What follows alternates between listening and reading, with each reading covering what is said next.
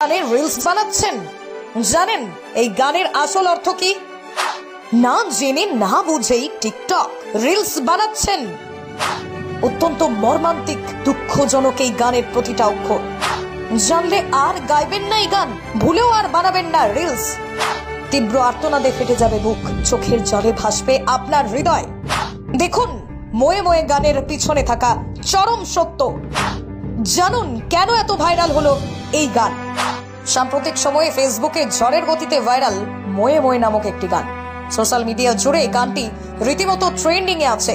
TikTok, Facebook থেকে শুরু করে ইউটিউব সমস্ত রকম প্ল্যাটফর্মে এই গানটি ব্যাপকভাবে ব্যবহার করা হচ্ছে। ভারতীয়দের মধ্যেও এই গান নিয়ে উন্মাদনার কমতি নেই। তবে এই গান নিয়ে এত মাতামাতি হলেও এই গানের অর্থ ভারতীয়দের অনেকের জানেন না। না জেনে না বুঝে ময়ে ময়ে গান দিয়ে দেদার রিলস বানিয়ে যাচ্ছে ভারতীয় নেট জনতা।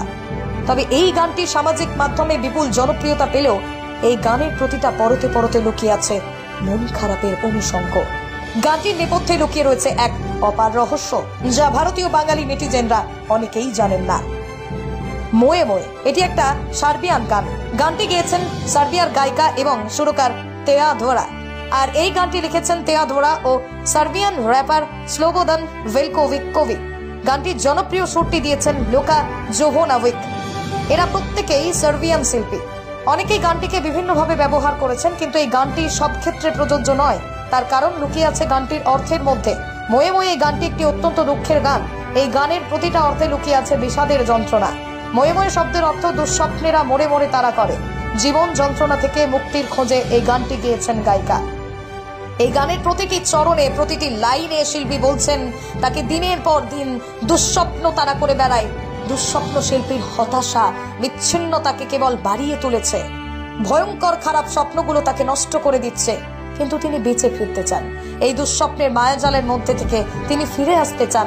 সমস্ত ডিপ্রেশন এবং ফ্রাস্ট্রেশন থেকে তাকে উদ্ধার করার জন্য কেউ তার পাশে এসে দাঁড়াক। সেই মানুষটা তাকে বুঝুক, তার মাথায় হাত বুলিয়ে তাকে সান্ত্বনা দিক।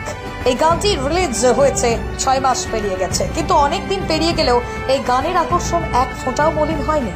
বরং সময় যত পেরিয়েছে, টিকটক থেকে শুরু করে সমস্ত সামাজিক প্ল্যাটফর্মে বহু করে বেড়েছে এই গানটির ভিউজ। সমস্ত গান শোনার স্ট্রিমিং অ্যাপগুলোতে, বিশেষ করে স্পটিফাইতে 750 কোটি বার এই গানটি শোনা হয়েছে, যা এক প্রকার রেকর্ড তৈরি করে দিয়েছে।